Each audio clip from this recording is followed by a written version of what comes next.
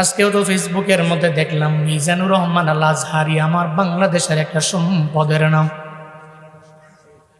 হক্কানি উলামায়ে কেরাম থেকে নিয়ে শুরু করে সব মহলের উলামায়ে কেরাম এত পরিমাণে মহাব্বত করে, এত পরিমাণে ভালোবাসে। কয়েকদিন আগে একটা উরুজের মধ্যে একজনে বলে, নিজেকে আলেম দাবি করে সাদিকুর রহমান নামের এক আল্লাহর বান্দা হঠাৎ করে বলতে লাগলো, বলে আজহারি আমার নবীর দুশ্মন, তার দেহ থেকে যদি কল্লাটাকে আলাদা করে আইনা দিতে পারো 10 লক্ষ টাকা পুরস্কার দেওয়া হবে। আজহারি কি তোমার কাছে এত পরিমাণে পর হয়ে গেল? কেন তারে তোমার এত ভালো লাগে না? আজহারিকে বাদ দাও, বাংলাদেশের জমিনে নবীরে কটূক্তি করনেওয়ালা কত বান্দাই তো বিভিন্ন জায়গায় ঘুরে বেড়ায়। ওই সময়তেই নামদারি সুন্নিদের কয়েকবারও দেখলাম না বাইতুল মুকাররমের গেটে গিয়া সংবাদ সম্মেলন করছে, একটাও করে না। এখন আজহারির জনপ্রিয়তা দেখে হিংসার আগুনে জ্বলে পুড়ে সারাকার হয়ে গেল। বলতে লাগলো ওই আজহারির দেহ থেকে কল্লাটা আনতে পারলে 10 লক্ষ টাকা দেওয়া হবে। ও মনে করলো পুরা দেশটাই মনে হয় ওর বাপের, ওর দাদার, অথচ জানে না এদের তো ভক্তবৃন্দ হয় 10 জন, 20 জন, 30 জন। আবার বিরিয়ানি দিয়াও তাবারক দিয়াও মাহফিলের মধ্যে লোক নেওয়া যায় না। আজহারিরা, আল্লামা সাইদিরা এরা ভাড়া কইরা মানুষের শ্রোতাদেরকে ভাড়া করে নিয়ে যায় না। এরা তাবারকের লোভ দেখায় মানুষের নেয় না। এদের মানুষ এমনিতেই মন দিয়া ভালোবাসে। তুমি যদি মনে করো আজহারির দেহ থেকে কল্লাটাকে আলাদা করে নিয়ে তোমার যুবকেরা 10 লক্ষ টাকা দেওয়ার বিনিময়ে কল্লাটা দিয়া দিবে, তুমি এতটুকু শুনে রাখবা, সুনামগঞ্জের জমিন থেকে জুনায়েদ আল হাবিব চ্যালেঞ্জ করে গেলাম, তোমার মতো ব্যক্তিরে আমার বাংলাদেশের যুবকেরা একটাও ছাড় দিবে না। কারণ আজহারিরা আমার দেশের বড় সম্পদ। আল্লামা মামুনুল হক আমার বাংলাদেশের যুবকদের আইডলের নাম। এদের গায়ের মধ্যে একটা টোকাও যদি কেউ দেয়, সুনামগঞ্জের যুবকেরা জীবনেও কোনোদিন ঘরের মধ্যে বসবে না। তোমাদের সর্বোচ্চ বিচারের জন্য ময়দানে নামবে, চিল্লায়া কও ঠিক কিনা? এরা এদের বড় মহাব্বত করে, বড় ভালোবাসে। কারণ টাকা দিয়া বাড়ি বানায় দিছে এমন না, গাড়ি কিনা দিল এমন না, বরং ভালোবাসে সব দিল দিয়া ভালোবাসা। আমার আল্লাহর জন্য ভালোবাসে। আল্লাহর জন্য যে যারে ভালোবাসে ও তার জন্য নিজের জীবন পর্যন্ত দিয়া দিতে পারে, ঠিক কিনা? এই জন্য হিংসা করে লাভ নাই। মায়ান নবীর জিন্দেগিতে হিংসা আছে একটা, আমারে দেখাও। একটা নজির প্রমাণ দেখাইতে পারলে কালকে থেকে আমিও হিংসা করব, আমি অহংকার করব। কিন্তু মাটির মানুষ বুঝে না, হিংসা করে বিন্দু মাত্র পরিমাণ লাভ নাই। নিজের বড়ত্ব নিজে প্রকাশ করে বিন্দু মাত্র পরিমাণ লাভ হবে না। আমার আফসোস লাগে একটা জায়গায় নবীর আশিকেরা দাবি করার পরেও নবী যেমনি চললেন ওইভাবে তো চলে না। কথায় কথায় গালি, কথায় কথায় উনি কাফের, এটা বিভিন্নভাবে বলা বলি করে। অথচ নবীর পুরো জিন্দেগিতে নবী আবু জাহল নবীজের এত পরিমাণে জ্বালাইল। সুনামগঞ্জের মুসলমান আমায় বলো না, নবী আবু জাহালের কয়দিন গালি দিল? কয়দিন? বিশ্বের বড় বড় নাম করা সেকুলাররাও বলতে পারবে না, প্রমাণ করতে পারবে না যে আমার নবী আবু জাহাল জ্বালানোর পরে আবু জাহালের মায়ের নাম তুলে গালি দিয়া দিল। নবীর আদর্শে গালি নাই, আর নবীর নামধারী আশিকে রাসূলদের মুখে গালির অভাব নাই, ঠিক কিনা?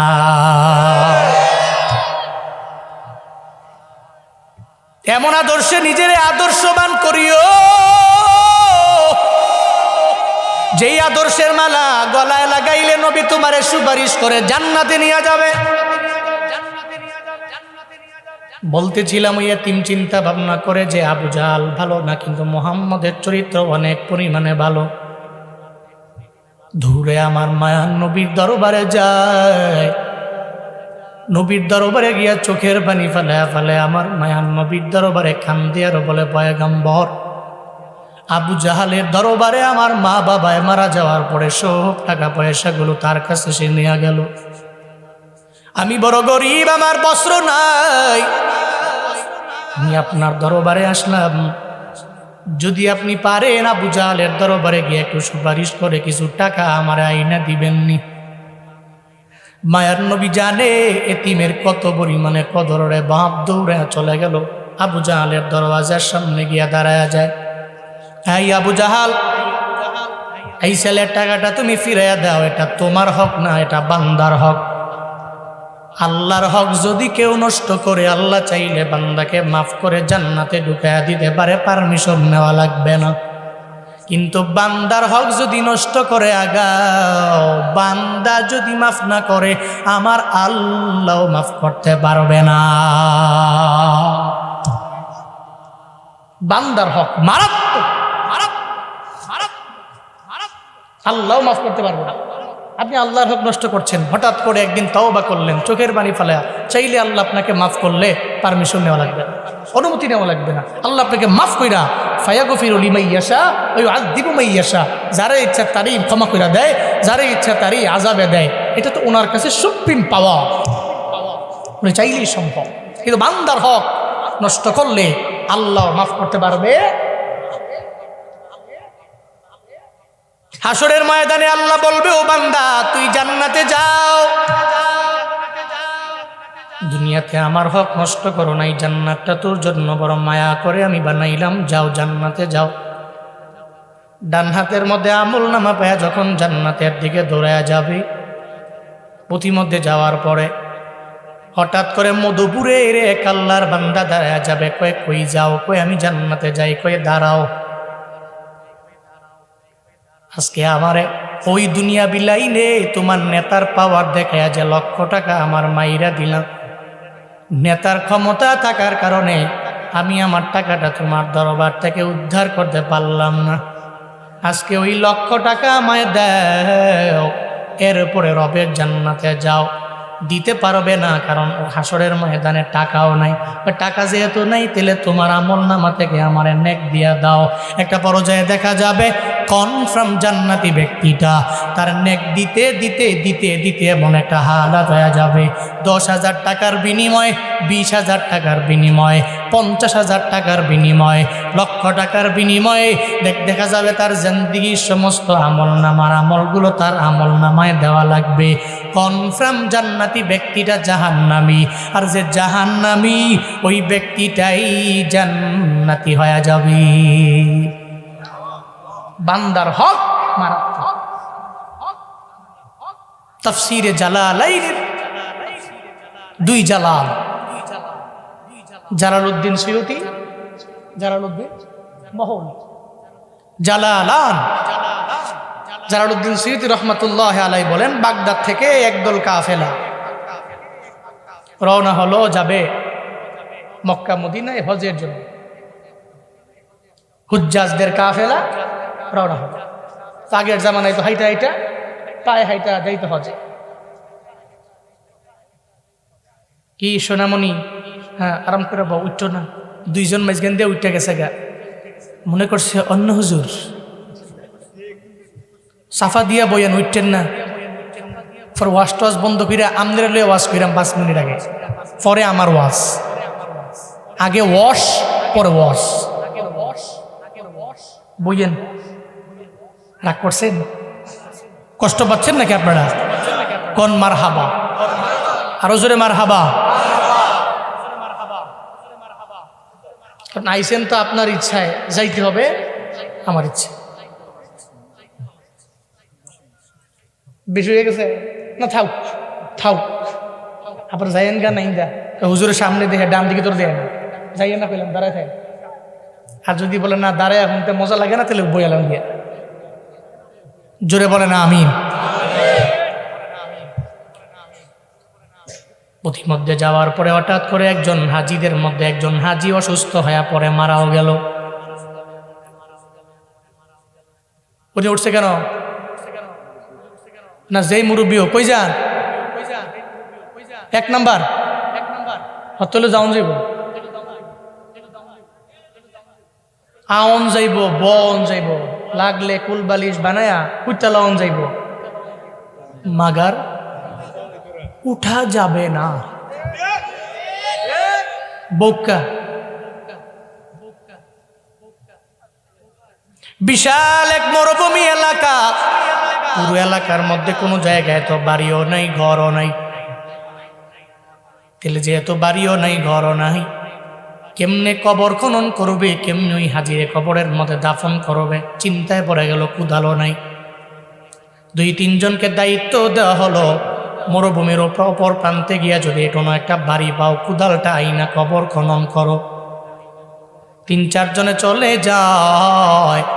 যাওয়ার পরে তাকায়া দেখে একটা ঘরের মহিলা কুদাল দিয়া বাড়ির আঙ্গিনা পরিষ্কার করে, কয় কুদাল তো পায়া গেলাম, কুদালের জন্যই তো আসলাম। বাড়ির মধ্যে যাওয়ার পরে কয়, ও মহিলা, আমরা একদল হাজির কাফেলা মক্কা মদিনার উদ্দেশ্যে বাগদাদ থেকে রওনা হয়ে গেল। প্রতিমধ্যে আসার পরে মরুভূমির মাঝে আমাদের একজন ভাই দুনিয়া থেকে বিদায় নিয়ে চলে গেল। কি প্রয়োজন তোমাদের? কয় আমাদের কুদাল লাগবে। কবর খনন করে আর পরে তারে আমরা দাফন করে আর পরে আবার কুদাল দিয়া যাও। কয় ও পুকারের মায়ে তো বাগে খায়, কোদাল যদি নিয়ে যাও ওই জায়গার মধ্যে ফালাইয়া দিয়ে আসবা না, আমারে কুদালটা দিবা, এই শর্তে আমি কুদাল তোমাদের আমি দিতে পারি। হাজিরা বলে তোমার শর্ত মেনে নিলাম, কুদাল দাও। 3 জন ব্যক্তি, 3 জন হাজি যখন কুদাল নিয়ে রওনা হয়ে যায়, জানাজাও শেষ হয়ে গেল, দাফন কাফন সব শেষ হয়ে গেল। হঠাৎ করে যখন দাফনের কার্যাদি সম্পাদন করার পরে হঠাৎ করে একজন আর একজনরে বলে কুদালটা কই, পায় না। ডানে তাকায় পায় না, বামে তাকায় পায় না, সামনে তাকায় পায় না, পেছনে তাকায় পায় না, কোনো জায়গায় নয়। তাহলে কুদালটা গেল কোন জায়গায়? হঠাৎ করে একজনে বলে ভুলে মনে হয় কবরের মধ্যে রেখে আসলাম। ওই মহিলার কাছে শর্ত দিয়া কুদাল আনছি, কুদালের কাজ শেষ হওয়ার পরে আবার মহিলাকে আইনা দিয়া যাব। এরপরে মহিলাকে দিয়া আমরা এরপরে হজ করার জন্য যাব। এখন মহিলার কুদালটা অবশ্যই কবর থেকে উঠে দেওয়া লাগবে, এর উপরে কুদালটা মহিলার দরবারে দেওয়া লাগবে। হঠাৎ করে বলতে লাগলো, এই লোকের, এই হাজি সাহেবের কবরটা আবার খনন করে দাও, মাটিটা উত্তোলন করো, এরপরে ওখান থেকে আবার কুদালটাকে বের করে দাও। এমন একটা হালাতে যখন ওই কবরের মাটি উঠানো হয়, কবরের মাটি উঠাইয়া তাকায়া দেখি ওই কবরের মধ্যে যে কুদালটাকে রেখে আসলো আর যে হাজিরে শোয়া দিল, ওই হাজি চোখের পানি ফালায়া ফালায়া হাউ মাউ করে করে চিল্লায়। আর তাকায়া দেখে ওই কুদালের সাথে হাজির 2টা হাতের সাথে একটা আগুনের দড়ি দিয়া লাগানো আছে। এটা দেখার পরে সব হাজিরা বড্ড ভয় পেয়ে গেল। ওই কোদাল লাগবে না, আগের মতো আবার মাটি চাপা দিয়া দাও। মাটি চাপা দেওয়া হলো, ওই কুদাল দেওয়ার প্রয়োজন নাই। প্রয়োজনে কুদালের বিনিময়ে 4 ডাবল কুদালের টাকা আমরা মহিলারে দিয়া দিব। যেমন কথা তেমন কাজ, ওই মহিলাকে টাকা দিয়া হজের জন্য দৌড়ায়া যায়, হজের কার্যাদি সম্পাদন করে নেয়। হজ করে যখন আবার বাগদাদের মধ্যে ফিরে আসলো, যেই হাজি দুনিয়া থেকে বিদায় নিল, কবরের মধ্যে শোয়ার পরে হাজির হালাত ভালো না। ওই হাজির বউয়ের সাথে দেখা করার জন্য সব হাজিরা যায়। আর যা বলে, এই হাজির স্ত্রী, তোমার স্বামী কেন হজের মধ্যে যেতে পারলো না? কেন কবরের মধ্যে আযাব দেখতে পেলাম? কেন শাস্তি দেখতে পেলাম? এমন কি অন্যায় দুনিয়ার মধ্যে করলো যেই অন্যায়ের কারণে কবরের মধ্যে শাস্তির সঙ্গে সঙ্গে শুরু হয়ে গেল? ওই হাজির স্ত্রী বলে, ব্যবসায়ী আর একটা পার্টনার বিজনেসম্যানকে যদি সে ধইরা নিয়া তার টাকা পয়সা মাইরা দিয়া তারে যদি মরুভূমির মধ্যে নিয়া কবরের মধ্যে শোয়া তার আব্বা আম্মা থেকে পরিবার থেকে যদি সে আলাদা করে দেয়, হাজিরা আপনারা বলেন না বান্দার হক তো নষ্ট করলে আমার আল্লাহ তারে হজে নিবে না? আল্লাহ তারে হজে নেয় নাই। আল্লাহ ক্ষেতের চাকা খেতে ভাঙ্গে, লাইলে তুই না ভাঙ্গে না, ঠিক কিনা? হাজিরা, ক্ষেতের চাকা তো আল্লাহ খেতে ভাঙ্গে, লাইলে তুই না ভাঙ্গে না। সেটা কয়েকদিন আগেই আমার স্বামী তো আমি জানি, কারণ হোম মিনিস্টার আপনি কেমন সব জানে, ঠিক কিনা? হোম মিনিস্টার সব জানে। আপনি কত্তারা নামাজি, কত বড় রোজাদার, কত বড় তাহাজ্জুদ গুজার, কত বড় ইশরাক করনেওয়ালা ব্যক্তি আপনি, এ ব্যাপারে আপনার ওয়াইফ জানে কি জানে না? হ্যাঁ, উপর দিয়া ফিটফাট ভিতরের সদরঘাট বউরে জিগাইলি বুকুয়ে দি,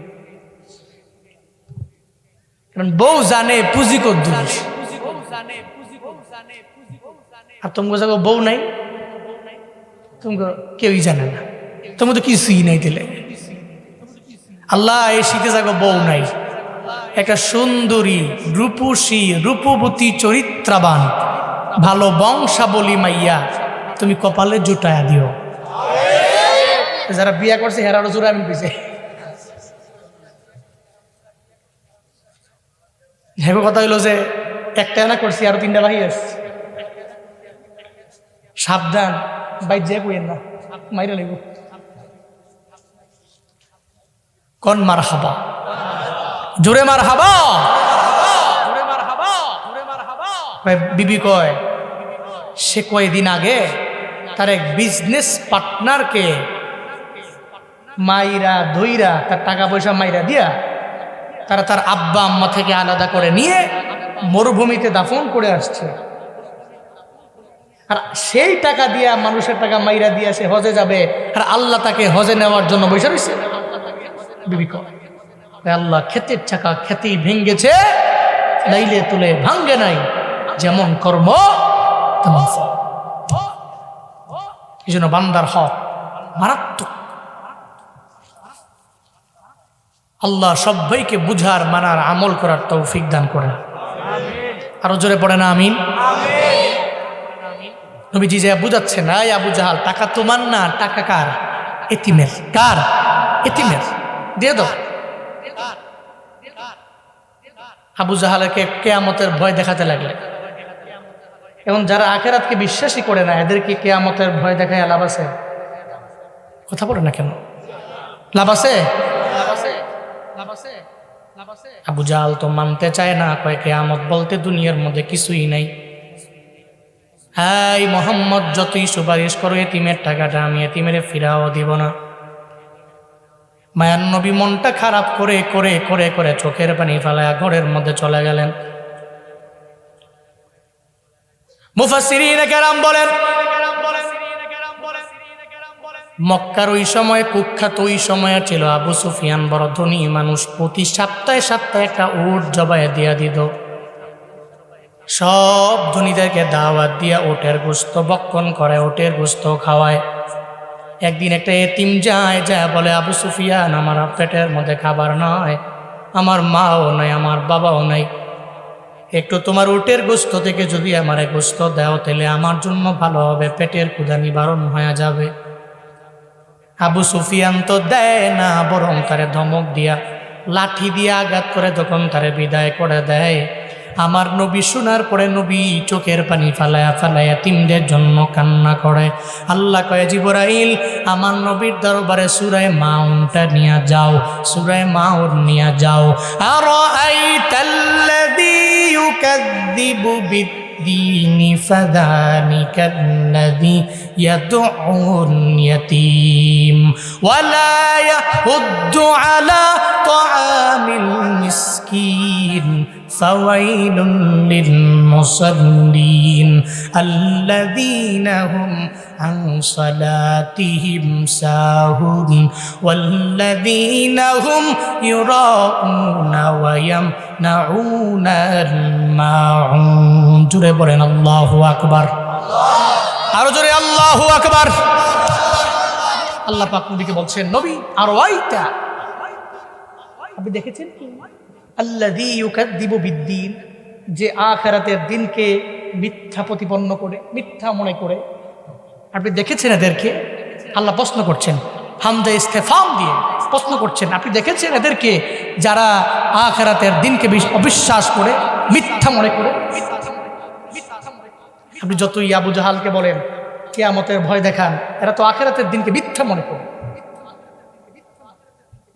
শুধু তাই না, এরা তো এমন জাত, ফাযালিকাল্লাযী ইয়াদউল ইয়াতীম, একমাত্র এরাই এতিমদের খাওয়ায় না, এতিমদের পাশে দাঁড়ায় না, এতিমদেরকে এরা রূঢ় আচরণের মাধ্যমে তাড়িয়ে দেয়।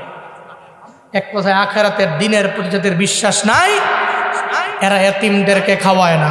আখিরাতের দিনের প্রতি যাদের বিশ্বাস আছে এরা জীবনে কোনোদিন এতিম পাইলে এতিমকে ধমক দেয় না, বরং এতিমের পাশে গিয়ে দাঁড়ায় যায়। ঠিক কিনা? আখিরাতের দিনের প্রতি যেই বান্দার অন্তরের মধ্যে বিশ্বাস আছে ও জীবনেও কোনোদিন এতিমের ধমক দিবে না, এতিমের তাড়াইয়াও দিবে না, এতিমের ধমক দিবে না। এমনকি মায়ান নবী জানায়া গেলেন, কোনো আমার উম্মত যদি কোনো একটা এতিমের পাশে গিয়া দাঁড়ায়া যায়, আমার আল্লাহ স্বয়ং ওই বান্দার পাশে আইসা দাঁড়ায়া যায়। মায়ান নবী বলেন, এটা এতিম পাইলে এতিমের মাথায় হাত বুলাইও, কারণ আমার কোনো উম্মত যদি এতিমের মাথার মধ্যে একটু হাতটাকে বুলাইয়া দেয়, এতিমের মাথায় চুলের অভাব নয়, এই চুল গণনা করে শেষ করা যাবে না। ওই এতিমের মাথার মধ্যে যদি কোনো বান্দা একটু মায়া নিয়ে দয়া নিয়ে যদি হাত বাড়ায়, হাতটাকে যদি বুলাইয়া দেয়, এতিমের মাথার চুল বরাবর সওয়াব আল্লাহ আমল নামায় দিয়া দিবি। আখিরাতের দিনের প্রতি যাদের ঈমান আছে জীবনেও কোনো দিন আর এতিমের ধমক দিবে না, বরং এতিমের পাশে গিয়া দাঁড়ায় যাবে। কারণ জান্নাতি আর জাহান্নামীদের গুনার দোষের মধ্যে তিন নাম্বারটা হলো এরা এতিমের খাওয়ায় না জাহান্নামীরা, আর জান্নাতীরা এতিমদের পাশেই দাঁড়ায় যায়। এতিমদের পাশে দাঁড়ায় গেলে খুশি হন কে? জোরে কে খুশি হন? 2 নম্বরে খুশি হন নবীজি। কে? নবীজি জীবনে কোনোদিন নবীর পাশ দিয়া একটা এতিম গেছে, এতিমের মাথার মধ্যে নবী হাত বুলান নাই।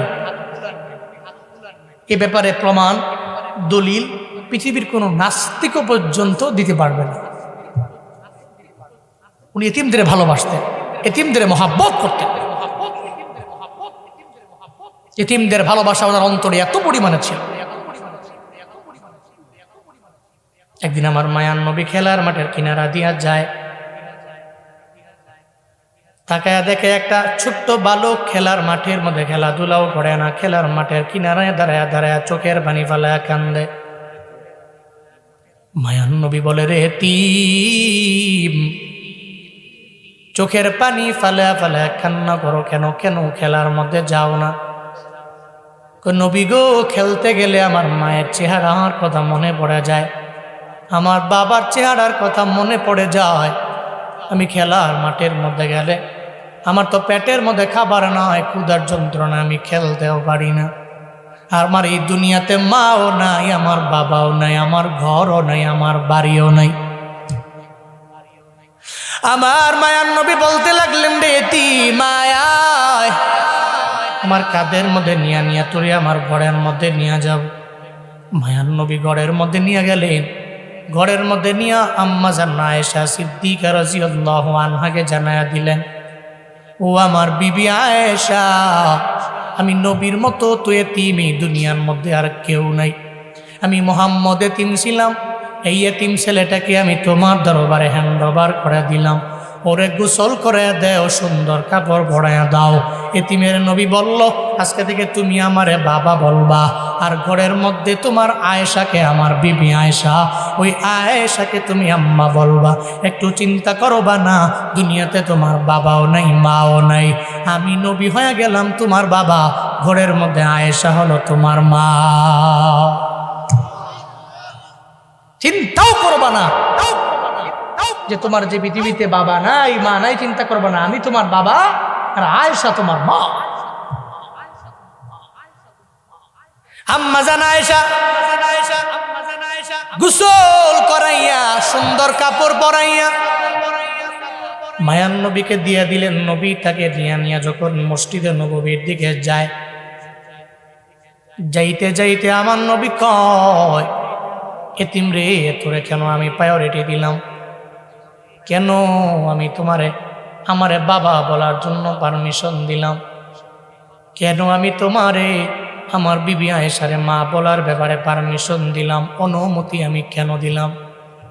তুই জানোস না আমি নবীর মতো এতিম এই দুনিয়ার মধ্যে আর কেউ নাই রে। এতিম ছেলে, এতিমের কদর আমি পরিপূর্ণ দিতে পারি, কারণ আমার মাও নাই, আমার বাবাও নাই। ছোটবেলায় বাবার আদর কেমন বিন্দু মাত্র পরিমাণ আমি পাই নাই। নবীর ছোটবেলার কাহিনী এমন কোন নবীর উম্মত নাই যে শুনে নাই। ধাত্রীরা পর্যন্ত আমার নবীরে নিতে চায় না। সকাল থেকে বিকাল পর্যন্ত হয়ে গেল, কেউ নবীরে নেয় না। কয় তারে কেমনে নিব, তার বাবাও নাই, টাকাও দিতে পারবে না।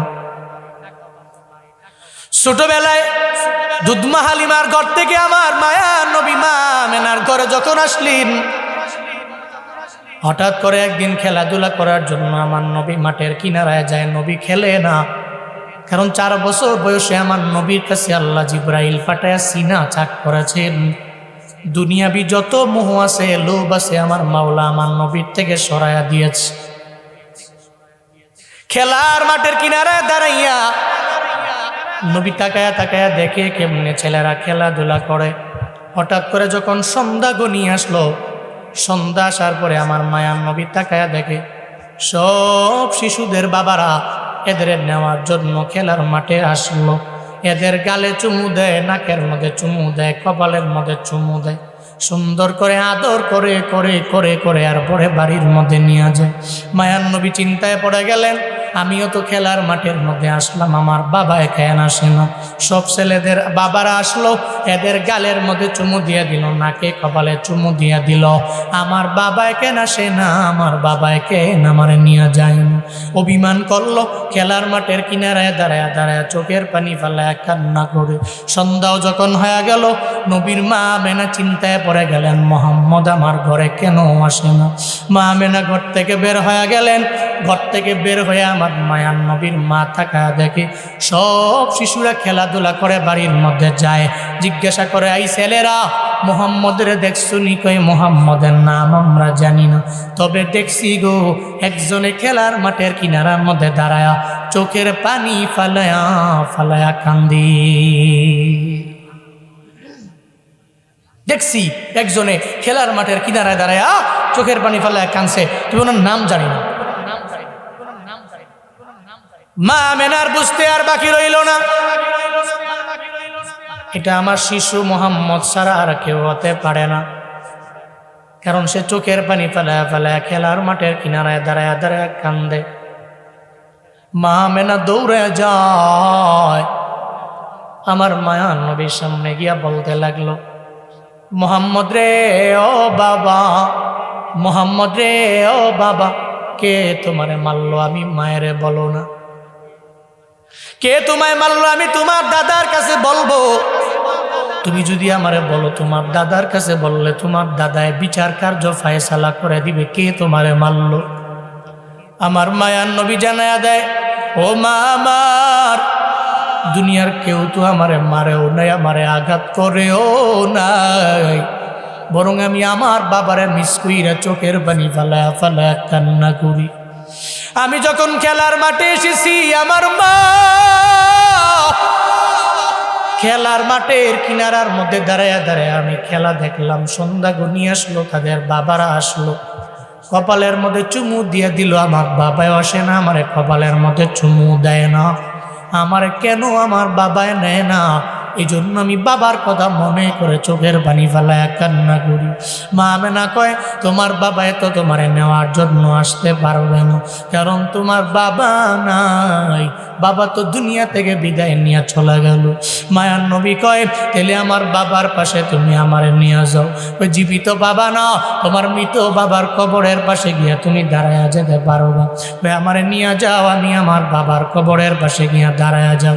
এমন একটা হালাতে যখন যখন মা আমেনা আমার মায়ার নবীকে নিয়ে গেলেন, আব্দুল মুত্তালিব থেকে পারমিশন লইয়া ঘোড়ার মধ্যে উম্মে আয়মান আর মায়ার নবী, এরপরে যখন মা আমেনা উইটা যখন রওনা করে ফেললেন, নবী তার বাবার কবর জিয়ারতের করার জন্য ঘোড়া দিয়া দৌড়ায় যায়। বাবার কবরের পাশে গিয়া দাঁড়ায়, মা আমেনা জানায়া দেয়, সন্তান আমার তাকায়া দেখো না, ওইটা হলো তোমার বাবার কবর। আমার মায়ার নবী ঘোড়া থেকে নাইমা যখন বাবার কবরের পাশে গিয়া দাঁড়ায়া যায়, একটা বড় যায় বাবাকে বারবার আমার মায়ার নবী বাবা বাবা বলে ডাক দেয়। বাবা বলে ডাকলেও তো জীবনে কোনোদিন বাবা আমার মায়ার নবীকে ধরতেও পারবে না। আমার মায়ার নবী কয়, ও বাবা আমার, আমি সন্তানের জন্য কি বিন্দু মাত্র পরিমাণ তোমার মায়াও লাগে না, দয়াও হয় না? কেন আমারে তুমি কোলের মধ্যে নেও না? কেন তোমার কাঁধের মধ্যে আমারে নেও না? কেন আমার গালের মধ্যে তুমি একবার আমারে চুমু দাও না? কেন তুমি আমারে আদর করো না? চোখের পানি ফালায় ফালায় কবরের পাশে বাবার জন্য নবী কান্দে। মা আমেনাও পাশে দাঁড়ানো, একটা পর্যায়ে মা আমেনাও চোখের পানি ফালায় কান্না করতে লাগলো। এদিকে নবী যখন নবীর চোখের পানি যখন বন্ধ হয় না, আল্লাহ জিব্রাইলের মাধ্যমে আমার মায়ার নবীকে বাবার কবর থেকে একটু দূরে সরাইয়া দিলেন। মা আমেনা কয়, মুহাম্মদ রে, এই বাবার কবরের পাশে বেশিক্ষণ দেরি করা যাবে না, একটু চলো না, আমরা বাড়ির মধ্যে চলে যাব। মায়ার নবী আবার যখন আমার নবীকে নিয়ে ঘোড়ার মাধ্যমে আবার রিটার্ন রওয়ানা, প্রতিমধ্যেই যাওয়ার পরে হঠাৎ করে মা আমেনার পেটের ব্যথা আরম্ভ হয়ে গেল। পেটের ব্যথার যন্ত্রণা মনে হয় ক্ষণে ক্ষণে ক্ষণে ক্ষণে বৃদ্ধি পেতে লাগলো। এমন একটা হালাতে মা আমেনা উম্মে আয়মান রে বলে, উম্মে আয়মান রে, আমারে ঘোড়া থেকে নামাও, কারণ পেটের ব্যথার যন্ত্রণা আমি মায়ে সহ্য করতে পারি না।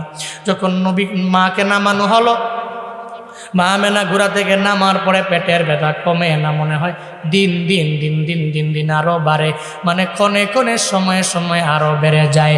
মা আমেনা মনে মনে ভাবলেন, মনে হয় আমি দুনিয়া থেকে বিদায় নিয়ে চলে যাব না, আমার মনে হয় ঘোড়া থেকে নামলে আমার পেটের ব্যথা ভালো হয়ে যাব, কিন্তু ভালো হয় না, মনে হয় পেটের ব্যথাটাই মরণ কামড় দিয়া দিল, এই পেটের ব্যথাই মরণের উসিলা।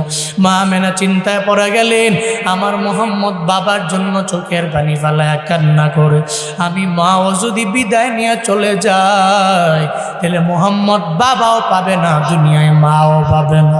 মা আমেনা আমার নবীরে ডাক দেয়, ও শিশু মুহাম্মদ, আয় আয় আয়, তুই আমার বুকের মধ্যে আসো। আমার মায়ার নবীর মা আমার নবীকে বুকের মধ্যে নিয়ে নিলেন, বুকের মধ্যে নিয়ে নিয়ে চোখের পানি ফালায়া কান্না করে আর বলে, মুহাম্মদ, দুনিয়াতে আসার পরে বিন্দুমাত্র পরিমাণ তোমার বাবারে বাবা বলে ডাকতে পারলা না, বাবার আদরও পাও নাই, ওই বাবার আদর না পাওয়ার কারণে খেলার মাঠে কান্না করলাম। আমি মাও তো মনে হয় পেটের ব্যথার যন্ত্রণায় দুনিয়া থেকে বিদায় নিয়ে চলে যাওয়া লাগবে। ও সন্তান আমার, এই দুনিয়াতে আমার বিদায় দাও। আমার মায়ার নবী কয়, ও মা আমার তো মা নাই, আমার বাবাও নাই, তখন আমি কেমনে থাকবো? তুমি একটু কল্পনা করো না গো, আমার মা যখন এই মক্কার জমিনে আমার মাও থাকবে না, বাবাও থাকবে না, তুমিও যদি আমার বিদায় দাও, তাইলে সব আমার সাইরা চইলা গেলে আমি কোথায় যাব? মা আমেনা কয়, ও মুহাম্মদ, সন্তান আমার, এটাই দুনিয়ার নিজাম, এটাই দুনিয়ার নিয়ম, দুনিয়া থেকে বিদায় নিয়ে চলে যাওয়া লাগে, তুমিও চলে যাওয়া লাগবে, তোমার বাবা গেল, আমিও চলে যাব, আমারে বিদায় দেও, আমারে বদদুয়া দিও না, অভিমান করো না, আমি মায়ের প্রতি রাগান্বিত হইও না, ক্রোধান্বিত হইও না। একটা পর্যায়ে মা আমেনাও দুনিয়া থেকে বিদায় নিয়ে চলে গেলেন। ওই নবী এই কথাগুলো এতিমটারে জানায়া দেয় আর বলে, রে আমি ছোটবেলার ওই এতিম ছিলাম, আমার মাও ছিল না, আমার বাবাও ছিল না, এ কারণে জীবনে কোনো দিন আমি কোনো এতিমের ধমক দেই নাই, আমি জীবনে কোনো দিন এতিম আমার সামনে দিয়া গেল হাত বুলায় নাই, কেউ প্রমাণ করতে পারবে না। ও এতিম, চিন্তা করবি না, আজকে থেকে তোর প্রটোকলের দায়িত্ব আমি নিয়ে নিলাম, কারণ আমি যদি তোমার পাশে দাঁড়াই, আমার আল্লাহ আমি নবীর পাশে দাঁড়ায়া যাবে। পড়েন সুবহানাল্লাহ।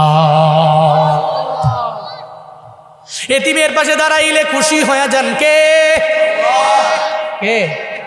এজন্য এতিমের পাশে দাঁড়াতে হবে। মিসকিন, নিঃস্ব, অসহায়, এই পৃথিবীতে যার কিচ্ছু নাই, তার পাশে দাঁড়ান। খুশি হয়ে যাবে আল্লাহ, রিজিকের মধ্যে বরকত দিয়ে আল্লাহ পাক ভরপুর করে দিবে। এই জন্য আমি প্রায় জায়গায় গেলে বলি, পৃথিবীতে অনেক সফল ব্যক্তি আমি দেখেছি, কেমনে সফল হল। আল্লাহর দয়া তো আছি, 2 নম্বরে আব্বা আম্মার দোয়া আছে, 3 নম্বর ইতিম মিসকিন গরিব অসহায়ের পাশে দাঁড়িয়েছে, এদের দোয়ার বরকতে আল্লাহ পাক তাকে ডে বাই ডে সম্মানিত মর্যাদার আসনে আসীন করেছে। ডে বাই ডে আল্লাহ তার সম্মান বাড়িয়ে দিয়েছে।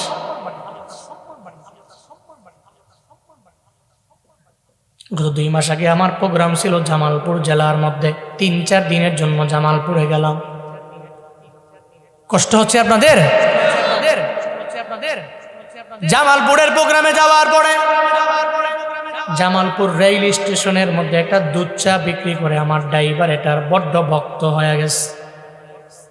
হুজুর যদি এখান থেকে 1 কাপ দুধ চা পান করি তাহলে 300 কিলোমিটার গেলেও আর নামাও লাগবে না। আমি বললাম চলো না, তোমার দুধ চা খাওয়াই, চলো। ওখানে আমি গেলাম, রাত বাজে প্রায় 3টা। ওখানে যাওয়ার পরে আমি একটা দুধ চা নিলাম, ড্রাইভারেও দিলাম, সাথে যারা ছিল সবাইরে দেওয়া হলো। চেয়ারের মধ্যে বসলাম। হঠাৎ করে একটা ছেলে পরনের মধ্যে বস্ত্র নাই আমার দরবারে হাজির হয়ে গেল। আমাকে আইসা বলো, হুজুর ওই জায়গার মধ্যে বার্গার বিক্রি করে, এটা বার্গার আমারে খাওয়াইলে আমার পেটের ক্ষুধা নিবারণ হয়ে যাবে। আমি বললাম, ও ছেলে দাঁড়াও, আমার একটু সময় দাও, আমি তোমারে নিয়ে দুধ চা পান করা শেষ হয়ে যাওয়ার পরে বার্গারের দোকানে নিয়ে যাব। দুধ চা শেষ করলাম, এরপরে আমি তাকে নিয়ে বার্গারের দোকানে গেলাম। আমি বললাম, এই বার্গারের দোকানদার, একটা বার্গার তুমি আরে দাও। যখন দেওয়া হলো আমি তার সঙ্গে চেয়ারের মধ্যে পাশাপাশি বসলাম। আমি জিজ্ঞাসা করলাম, এই ছেলে, তোমার তো এখন পড়ালেখা করার বয়স, কেন তুমি এই জায়গার মধ্যে পড়ে আছো? কেন শরীরের মধ্যে কোনো বস্ত্র নাই, কেন কোনো কাপড় নাই? একটু বলো না, তোমার পরিচয় কি, তোমার তারিফ কি আমারে জানায়া দাও। ওই ছোট্ট ছেলে আমায় বলে, হুজুর আমরা এই স্টেশনের মধ্যে পড়ে রইলাম, আমাদের মাও নাই, আমাদের বাবাও নাই। এই দুনিয়াতে আমরা বড় গরিব আর অসহায়। দুনিয়ার কোনো জায়গায় গেলে আমরা মায়ের আদর কেমন পাই না, বাবার আদরও পাই না। এই রেল স্টেশনের মধ্যে পড়ে থাকি, এই দুনিয়ার মধ্যে আমাদের কেউ নেই। চাইলেই যে বার্গার কিনা খেতে পারবো এমন এবিলিটি নয়। এ কারণে আপনাকে দেখার পরে আমি বললাম, একটা বার্গার কি আমারে খাওয়াবেন? সকালবেলা খাইতে পারি নাই, দুপুরেও পারি নাই, কারো দরবারে গেলে কেউ আমাদের খাওয়ায় না। এখন বার্গারটা খাওয়াইলে পেটের ক্ষুধার যন্ত্রণা নিবারণ হয়ে যাবে। এরপরে একটু দূরে গেলে ওই জায়গার মধ্যে গিয়ে আমি একটা বিছানা বিছায়া রাখছি রাস্তার কিনারার মধ্যে, ওখানে আমি ঘুমায়া যাব, আমি ওখানেই নিদ্রায় চলে যাব। 3টা বাজে, হুজুর 2-3 ঘন্টা ঘুমাইলে আমার জন্য যথেষ্ট হয়ে যাব। আমি বললাম, এতিম রে, তোর এই দুনিয়াতে মাও নাই, বাবাও নাই, বড় নিঃস্ব হয়ে গেল, বড় অসহায় হয়ে গেল। আমার নবী বলছে, তোমাদের মতো ব্যক্তিদের পাশে দাঁড়াইতে পারলে আমার আল্লাহ আমার প্রতি রাজি হয়ে যাব। একটু দোয়া করে দাও, কারণ এতিম যখন আমার রবের দরবারে দোয়া করে, বুলেট মিস হতে পারে, এই দোয়া রবের দরবারে যাইতে দেরি হতে পারে না। এই জন্য তো বলি, কেমনে দৌড়াই, কেমনে বয়ান করি, ইলমের পাওয়ারে দৌড়াই না, আমলের পাওয়ারে দৌড়াই না, হিলমের পাওয়ারে দৌড়াই না। মানুষ এত পরিমাণে মহাব্বত করে, ভালোবাসি। 1 নম্বরে আল্লাহর দয়া, 2 নম্বরে মা বাবার দোয়া, 3 নম্বরে এমন কিছু এতিম মিসকিন আছে যে এতিম মিসকিনদের মনটাকে খুশি করি, এরা হাসি দিয়া চোখের পানি ফেলায় রবের দরবারে দোয়া করে। মূলত এদের দোয়ার পাওয়ারে দৌড়াই। ও বান্দা, তুমিও জীবনে কোনোদিন যদি সফল হতে চাও, 1 নম্বরে আল্লাহর দয়া, 2 নম্বরে মা বাবার দোয়া, 3 নম্বরে এতিমদের দোয়া নিয়ে যদি আগাও, চিল্লা বলো, সফল করতে পারেন কে?